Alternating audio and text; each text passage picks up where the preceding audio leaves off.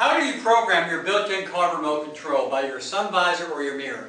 There are two types, Homelink, which is way more common, and car to you. That's a car, numeral 2, letter U.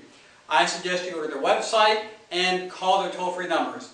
Every car, make, and model is different, and they have folks sitting by the phones waiting to help, and they know way more than we do. Homelink has 1 LED, car to you has 3. That's how you can determine whom you need to call. Thank you. And Abel, you can pick which one was better.